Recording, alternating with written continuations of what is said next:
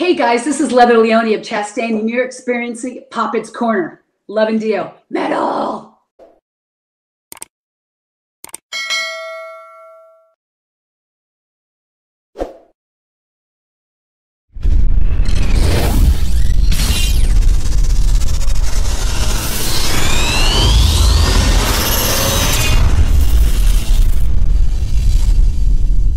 What's going on, everyone? Welcome to another edition of Poppet's Corner, episode 115, and I am having a legend in the presence, I guess, would not, you can't put it into words, but I am super excited, super honored. The one and only Doro Pesch is joining me on today's episode. Doro, how you doing today? Hey, very good. Hi, everybody. Yeah, great. I just had my first festival, like the real big festival this weekend. On Sunday, we played in Belgium, great festival, Alcatraz Festival. So I just came back from Belgium, and yeah, and everybody was so happy. It was so exciting. The fans were on fire. Everybody was headbanging, singing along, and yeah, we couldn't have asked for more. So yeah, so spirits are high and up. Absolutely. Now, how different was it, say, from the drive-in concert that you guys performed last year? Oh, actually, yeah, I did a lot of like special stuff, drive-in concerts, beach chair, open airs, which we did this year. Actually, you know what? It was great. It's 10 times more work to reach people and to get them excited. But you know, sometimes it's hard to. It's good to work harder because you know it keeps you on your feet. And now I was totally up and ready for this festival, so I was in good shape. And yeah, and it was fun, I must say. Even the drive-in, I loved it. People were shaking their cars while headbanging, so you almost have seen cars flying, and you know, and they were honking their horns. It was so loud. I think that was probably the last drive-ins they were allowed to do in certain cities because it was so, you know, it was so crazy and loud, but it was safe. And so I thought that was great. And everybody had a great time. Yeah. I know Sure. not everybody's a fan of that, but I would do it over and over again. Absolutely. What was it? I mean, was it kind of cool though to see an actual audience though, instead of cars in the field per se, you know?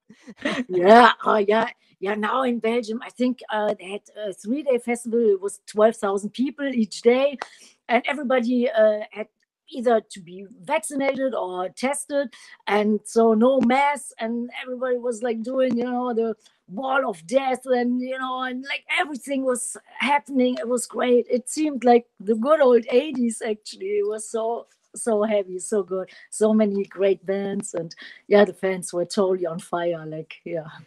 Now, were you performing because we're going to get to the Triumph and Agony live release. I'm just kind of curious, were you performing this same set list at the festival that you just recently played? Usually when we play our own show, it's always like 2 hours long, sometimes 2.5 hours. So I play much longer, and I play the whole repertoire, or like all the biggest songs. And we play like songs like Love Me in Black, and you know, Soldier of Metal, and some soulful stuff. And on this festival, I thought I keep it heavy. So we played only one ballad, and that was the song For Immer. It was actually off the Triumph and Agony album. And yeah, and it was super heavy, like really old school. And, you know, all these anthems, of course, All We Are, and Burning the Witches, and Hellbound, and, you know, all that good stuff, all that fun stuff. But on our own show, I play, longer and much more variety. But yeah, but then there are only our diehard fans there, so they know every song. They would love to hear it. And in a festival where you just have 1 hour, you know, you keep it really tight, and you know, all killers, no fillers, but usually the heavier set. Interesting. So let's go to the Triumph and Agony live release, if you don't mind. And I'm kind of curious, why was Sweden Rock the place to kind of record this at? Was this a conscious decision for you and the rest of the guys in the band? No, we didn't even plan on anything. And we recorded a couple of times in Spain, Sweden Rock, Norway Rock, Grass Pop, and we did a great Spain tour and America tour where we haven't recorded, like, you know, like no cameras. But when I went through all the material, man, Sweden Rock had like so much magic. And it was the very first time that we did it, the first time that we played this album in its entirety. And there's something to be said about the first time, you know, sometimes first time has so much magic. And fans were great, you know, it looked great. They had great camera. The microphones were great on each instrument. It was really, it was the best equipment. And you can tell, you can see it. And I think it sounds great. And we tweaked it, of course, we mixed it, and you know, and but when I thought, okay, we want to do a Blu-ray, then Sweden Rock was the place. Now, you mentioned the production of it, so I kind of want to touch upon this if you don't mind. I'm kind of, because there's all this notion of truly live records, and to me this sounds like a truly kind of live record, and I'm just kind of curious how much post-production came into play, re-recordings. Was there any in this, or was it just all you guys just had a good signal going and you were able to mix it just 100% live? Actually, I think, you know, when you play live, it's great, but then when you listen back to it, there was always a cable which was, you know, making some noise, or, you know, there's a feedback, or we had 3 guitar players, so, you know, 3 players, like, you know, soloing and shredding, so we had to redo a couple of things, but not much.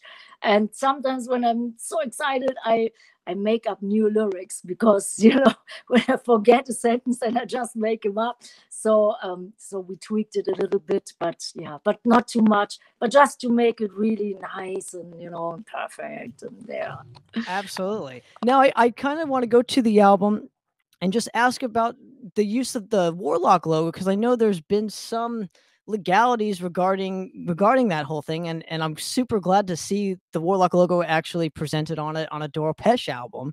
Can you walk me through any of the whole process to that? Yes, actually, yeah. It took me 20 years, but now I got the rights back to the name Warlock and the logo, and then I'm allowed to use it. So I thought, yeah, I definitely want to use it. And you know, and the Triumph and Agony album, that was the last official Warlock album. I never planned on making a solo career. It was just because somebody took the name away, and we went to we had many lawsuits and stuff, but it took me 20 years. So I thought, yeah, I definitely want to use the Warlock logo. I think there are many fans of the visuals, and I wanted to do the album cover like a combination between great live shots and, of course, the iconic, the Triumph and Agony original. Like, yeah, I guess you guys know it. That's the original. And I thought it was such an, you know, almost iconic album cover. And, you know, and the Warlock looked great. The logo looked great. So the new Triumph and Agony live is a combination of live shots and the beautiful work of, his name is Jeffrey Gillespie. He's a great artist, and I always use him. On the last album, that was called Forever Warriors, Forever United, he was painting the whole thing too, and he's amazing. So yeah, I stick with good people. If you know, if they are, you know, into it, then, you know, I love it. And yeah, so that was the first album cover he ever did for us, and yeah, and I was blown away when I first saw it. I thought, oh man, it's so cool. Now, will you be using the Warlock logo kind of going forward on releases, or kind of? Yeah, we did a couple of times. We did, or on the backdrops, or sometimes we called it Doro Pesch of Warlock, or sometimes Doro Pesch, the voice of Warlock. So there were all kinds of things, and yeah, so yeah, when it calls for a metal record, then I think, you know, the Warlock logo is great. And, you know, but now 20 years later, some of the younger metalheads, they don't know the history, they don't know so much about, you know, the 80s. So it will be, yeah, we probably will always have a combination, I would say. Yeah.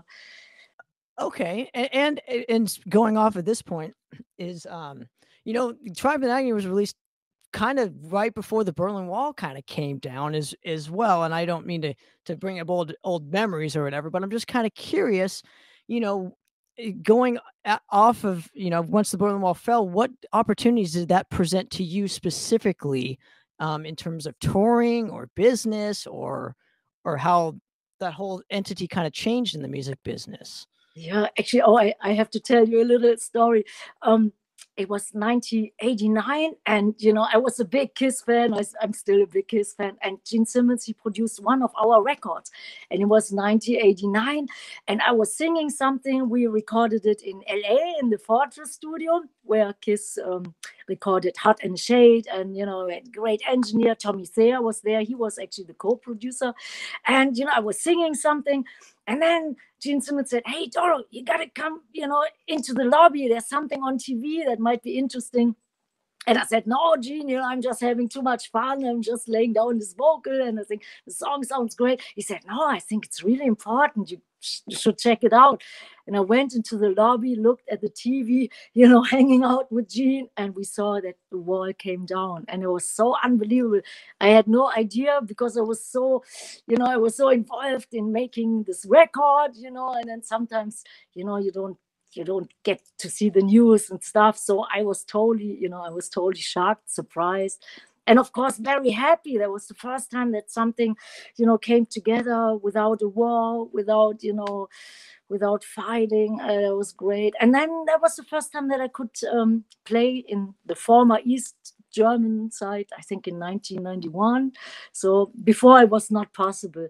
And ever since I could tour all over, like even Eastern Europe, which that was impossible in the 80s. But so the metal world just got, bigger, and that was great. And Absolutely, and it made you obviously have more fans in the East, Germany as well. So I'm just again, now let's go to your vocals per se, and they've held up extremely well for, doing it for 40 years at this point. And I'm just kind of curious for you specifically, because there's not many from, that whole 80s period that kind of their vocals have held up so well. I'm just kind of curious what you equivalent that to. It just comes out when I see the fans. Then it just comes out, and I can, sing 10 times better and louder than in a studio situation. So to me, I just need the fans, and and live is always, that's my forte. I love it the most, and and the voice was always there, even when I'm sick as a dog. Voice is always there, and so I don't do much to, I don't do any exercises, nothing. I just need to hop on stage, watch the fans, and then it's there. And Interesting. I mean, so all the adrenaline kind of just helps you kind of have. Again, a lot of people from your specific time period, just they haven't held up. And so listening to the Triumph and Agony live release, I was very kind of blown away by that. That was the one aspect I was like, cool. wow, her voice is held up extremely well, and It makes me happy. and the album has kind of held up extremely well. Now what do you kind of equivalent that to? Because I know, the songs, like I said, they're very kind of rock and roll based, but they still have that hard edge metal that just, I don't know, it grabs me as a listener. I'm just kind of curious what Triumph and Agony does for you specifically as the artist. Yeah, it was one of my favorite records. I thought every song was like, on a high level, had great ideas. There were sometimes some very interesting ideas. For example, Metal Tango. It was heavy metal guitars over a tango rhythm. Ja, für immer was the first song in 3 languages, in English, German, and Spanish. And then, there was actually our big breakthrough. Like that was our first single, and we did a great video in LA. A great video producer. He did all the big metal bands, and it was like the movie scene couldn't be bigger. And I thought, wow, this is like, man, this could go somewhere. And then MTV picked it up and, played on Headbangers Ball and, on heavy rotation. And then we suddenly had a really nice hit, and we could go all over the world and, and play bigger venues. And we hopped on tour in Europe after the Triumph and Agony release with the legendary Ronnie James Dio, which was my favorite singer, my main inspiration. So that was unbelievable. And in America, we did many club tours, and then we hopped on tour with Megadeth and Sanctuary. And it got so big. We didn't expect it, but suddenly everything you know, everything came together, and probably we were lucky as well, but great people, you know, came into the picture, and yeah, and we had suddenly like lots of fans worldwide. But the three albums before, it was Burning the Witches, Hellbound, and True Steel. I guess everything was like, you know, building up to having Triumph and Agony. And yeah, and I still have the best memories. Like for me, 87, 88, oh, that was so awesome. You know, it was so great when metal was so huge. And, you know, and I still like all these old school stuff. You know, that's the reason the new Triumph and Agony Live is coming out as vinyl, marbled vinyl, and even the cassettes are coming out, you know, and then there's some little figurines, the Warlock holding me in his arms, and so all kinds of stuff what I used to love. And I believe there are many vinyl collectors out there who would like it, and you know, it's something you can look at, and you know, it's different from just streaming, and you know, you have something what is really valuable. And yeah. Absolutely. And I think what going off of your point, I think specifically us kind of metalheads like the physical product. It's still important to us. It kind of we connect with it even further. Now going for you, can you kind of, you know, what does physical media, I guess, mean for an artist such as yourself still? Do you still enjoy getting new records or Yes, yes, I'm still a big vinyl collector, and I had actually 3 times in my life. I had like, you know, 2 times in New York, a hurricane destroyed 2 times the whole apartment, so all the records are gone. And now in Germany, there was a big flood going on a couple of weeks ago. I don't know if you've seen it in the news. Unbelievable. So I lost another record collection, and I have to, you know, get it all again, buy it. You know, there were many great things, or even special bootlegs. You know, sometimes they're so, you know, I know bootlegs is not great for the artist, but sometimes they're so well done. You know, and I like to collect everything. So I have to get it somehow. But we have so many diehard fans and collectors, so I'm sure they will share some stuff. But I still, yeah, I love vinyl. And I found some little cassettes from the 80s, and I thought, I would love to have a cassette of the Triumph and Agony Live. And it was hard to find like a factory who would do it, and you know, but yeah, it's just maybe to put it somewhere, you know, somewhere, you know, you don't even. I know many people don't have a cassette player anymore, but you know, something cute to have. And let's go off of this point real quick too. You know, you mentioned vinyl, and I know vinyl factors are really backed up right now. I mean, to the point of like 6 months to a year. And for you specifically, how long in the making was the Triumph and Agony live record in the works with this? Yeah, it was like 6, 7 months, and actually, and I wanted to have the biggest album cover in the world again. And we had like in 87, I don't know if you guys remember this one, that was the one of the biggest. Went to the Guinness Book of World Records, and here in the stomach you could take out the picture disc. So I thought I would love to have something like this again. And now it's life size, and there's a marbled vinyl in the back. And at first I want to have a picture disc as well, but that was impossible because the factory people, they said, yeah, you need to wait a year. So I thought, okay, let's make it special, and marbled is nice too. I never had that before.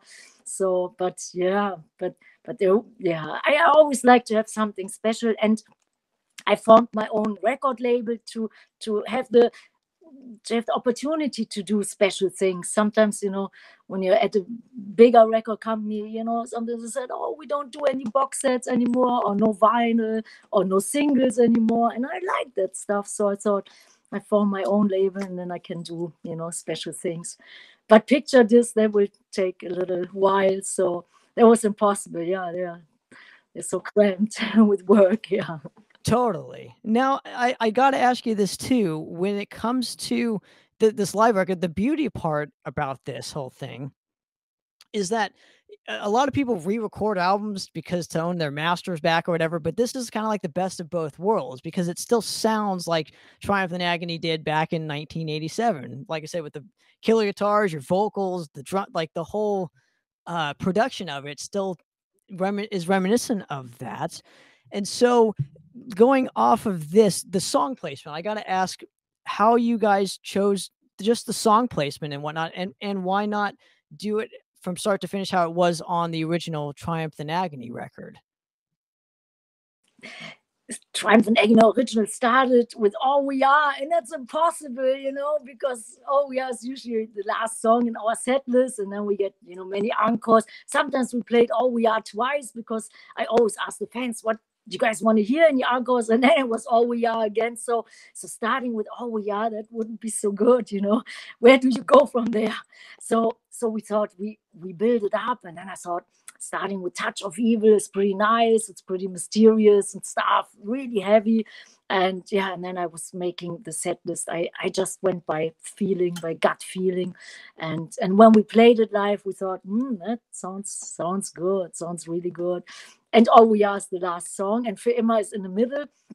Für immer is another song which people love to sing along, and it's really, it's really heartfelt. So in the middle, having a little breather, and then, and just having pure, feeling. And sometimes people are crying because they're so touched by it, they don't even notice it, but I see it from the stage. So in the middle, a little Für immer is great. So just like, and we played so many times the Triumph and Agony song, so I know which songs work great in the middle or in the end. Usually we started with I Rule the Ruins, and that's a little bit, in the front. And East Meets West, that's another song. That was actually the first song we wrote for the Triumph and Agony album back then. And I always hop on my guitar player's shoulders. Tommy Bowen is his name. And, he was the guitar player of 87's Triumph and Agony. And, we played together again and did all these festivals and toured in Spain, America, and I always hop on his shoulders when it's possible. Sometimes the ceiling is so low, and then the tour manager said, no, not today. But usually, so East Meets West is, usually the third song. But but it was the first time that we played all the songs. So sometimes, actually, I think we never ever played Make Time for Love live, and Kiss of Death. I think that was just that was brand new to us, and it felt great because you never know if a song really, sometimes the record production sounds great, but then live it might not feel so good. But these songs sounded nice live, and it was such a joy to do them, and And I think the live record, I think it sounds even better because of the fans, of the atmosphere. It's the real deal. I love playing live, and I think nothing can beat it. Like, I think no studio record ever had like this energy and power, and so I really love live stuff. Even more. Now, how involved were you with putting together like the physical product, like the booklet and where things were placed on the actual record? Everything. Actually, I think of everything, and then I try to find good people who are helping me, like good engineer, good studio, good graphic artist, and so then we do everything together. All the experts need to come in, but usually I think it out, and then and I'm super happy when it turns out great. Sometimes you have maybe a different idea. And for example, when we wrote our last song, Für immer, the record was done, and I was sitting with the producer. His name was Joey Bannon, and we were kind of sad that everything was done. It can feel so empty when a tour is over or a record production's done. And then we said, hey, shall we write one more song? And Joey said, what would you like to write? And I said, I would like to have the most aggressive, brutal, like a heavy song in the world, fast and stuff. And then out came this beautiful, soulful ballad, Für immer. So sometimes, you think of something, and then, it takes you somewhere else. It's always an adventure, and it's really exciting. And then I loved it so much. And absolutely. Now, before we give out all the links, I just have one more question: is will you be taking the Triumph and Agony live on the road for like an entire tour where you'll play it from top to bottom, just like how it is on this live album?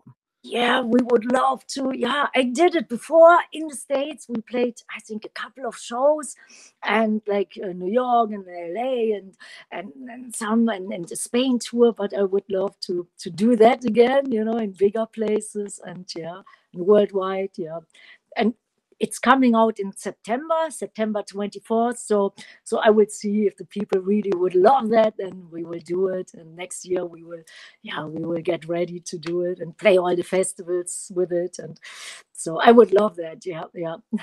But first, the people need to hear it, and yeah, and when they love it, that's like, the fans. That's my most important thing in life. So if they would love that, I'm there, ready to roll.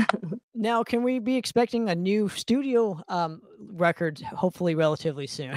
Yes, yeah, in 1 year, I actually maybe even sooner. I have 6 songs already ready. I think they're great, like an anthem, 2 fast songs, 2 like mid-tempo, really soulful songs, and yeah. So next year, and I'm excited about that too because I got so inspired by the Triumph and Agony live thing when we were mixing, and I thought, yeah, man, I definitely want to, keep it heavy, some nice metal tunes. And when I started out, it was even some speed metal influences. So there will be some really nice and fast, heavy songs, and the whole repertoire between anthems and some really nice melodic soulful songs and like deep and something what empowers people, what gives out good energy and what means a lot. So Sure. And I have to ask you this too, because the last time I saw you specifically was in right here in Orange County, California,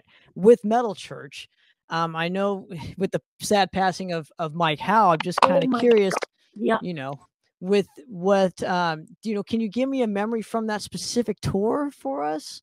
Yeah, actually, it was a great tour. It was awesome. We all got along great. We became great friends.